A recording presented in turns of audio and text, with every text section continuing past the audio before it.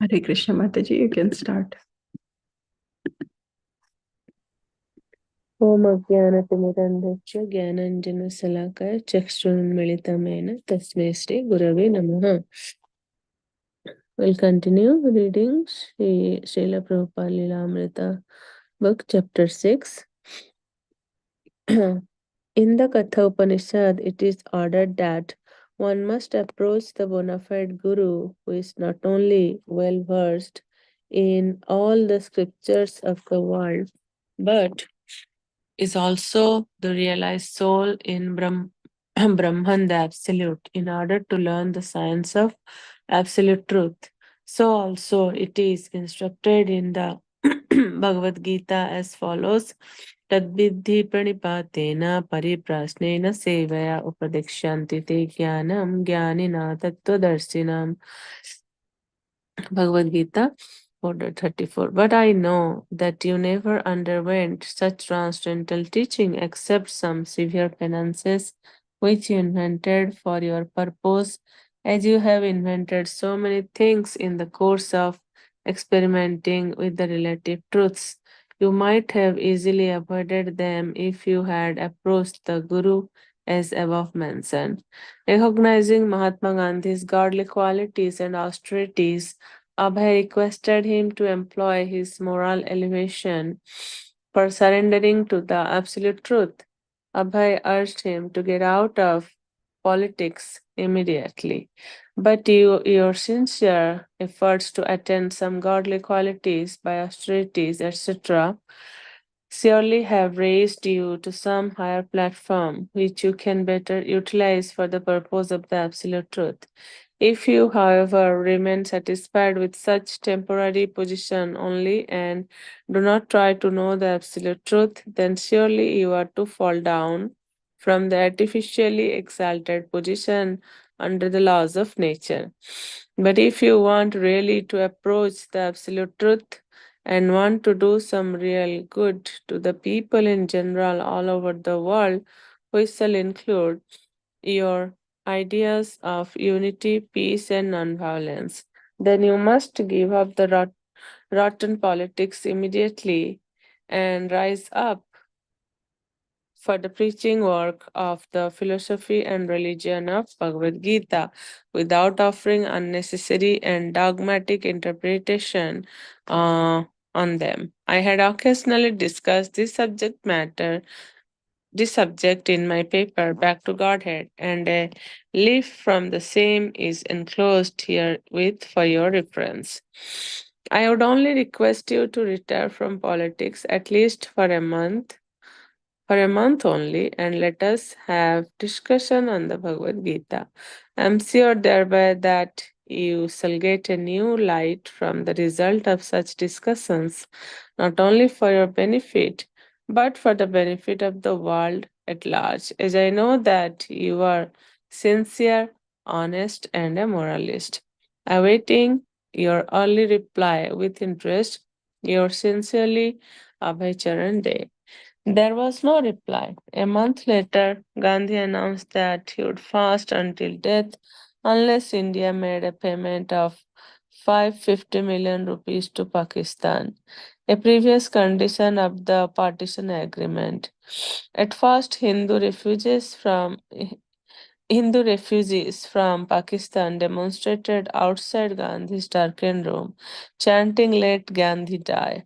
But as he fasted each day closer to death, he aroused the heartfelt concern of the nation, and the government leaders repaid the money to Pakistan. Then great crowds approached him, chanting, "Let Gandhi live." Meanwhile, Hindu Muslim violence continued. On January 30, the day after he had drafted a new constitution for the Congress Party, Gandhi took his evening meal, worked at his spinning wheel, then walked towards his evening prayer meeting and was not three times in the chest. And was shot three times in the chest. He died crying out the name of God, "Hey Ram." Abhay's letter of the previous month suddenly read like a prophecy, but it had not been read by the person for whom it had been intended.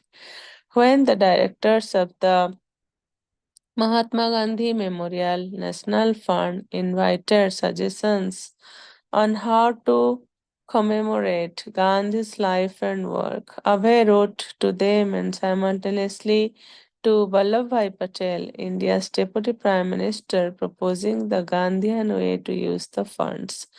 Gandhi's whole life was dedicated to the service of humanity at large, with special interest for raising the moral standard. His later activities showed that he was equal to everyone, and all the people of the world knew him more as a spiritual leader than a mere politician. Devotion to Godhead was his ultimate aim, and when I say that his sacred memory should be perpetrated not in the ordinary way but in the Gandhian way, I mean that fitting respects to his memory will be done in the following manner.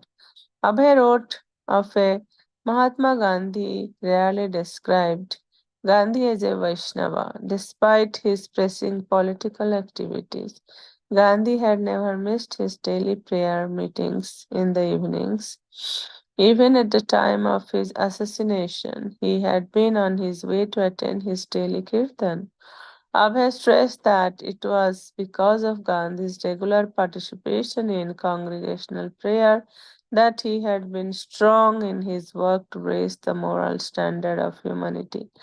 Gandhiji minus his spiritual activities, Abhay wrote, is an ordinary politician, but actually he was a saint amongst the statesmen. Abhay wrote that it had been Lord Chaitanya who had originated the congregational chanting of the names of Krishna and Rama, and his followers, the six Goswamis, had left a wealth of literature for discussion and understanding. The Memorial Fund Board should take this lesson from Mahatma Ji, practical life, and develop it on a large scale. Therefore, one fitting memorial to Mahatma Gandhi would be to institute daily congregational readings from the Bhagavad Gita. When people's spiritual instincts were kindled by daily prayer meetings, then they would develop the highest qualities in their character. Abhay had a second suggestion. Gandhi was known for his attempts to enable the lower classes to enter the temples. And in Nokhali, he had installed the deity of Radha and Krishna for the ordinary man to worship.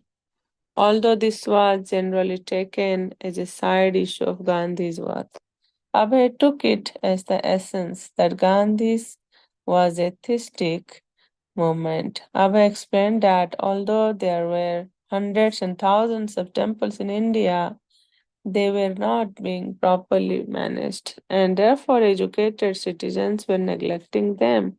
In the original Vedic culture, the purpose of the temples had been to nurture spiritual culture. If the temples of India could be recognized as vital spiritual centers, then the disturbed minds of the day could be trained for life's higher duties. Such education and practice, Abhay wrote, can help man in realizing the existence of God. Without whose sanction, according to Mahatma Gandhi, not a blade of grass moves. We'll stop here. We'll continue reading tomorrow. We see how uh, Gandhi's character is described here, how Srila Prabhupada is writing so many letters to Gandhiji about, to implement spirituality in his leadership and to accept the absolute truth. And the verse from Bhagavad Gita is also quoted here, 4.34, that तद्विधि प्रणिपातेन परिप्रश्नेन सेवा उपदिक्ष्यन्ति ते ज्ञानं ज्ञानिनां तत्त्वदर्शिनां. Which is like, this verse is for the spiritual master. Like, spiritual master has seen the absolute truth, so we have to always approach the spiritual master in a humble mood to understand about the absolute truth. So Srila Prabhupada is like in his letters, he's suggesting Gandhi to, to implement all those things in his politics. However, we saw how Gandhi never read, Mahatma Gandhi ji, he never read those letters, and finally he was shot into death. Then we see how for he was too much into for the partition of India and Pakistan. Then Srila Prabhupada after Gandhi's death, how he is describing Gandhi's characters, like with spirituality and without spirituality. Of course, Mahatma Gandhi was a very like three different characters are described about Mahatma Gandhi. He was sincere, he was honest, and I forgot the other one. So yeah, Srila Prabhupada was trying to describe how without like Supreme Lord is the cause of all causes. Without his mercy, blade of grass also will not move. So yes, that's what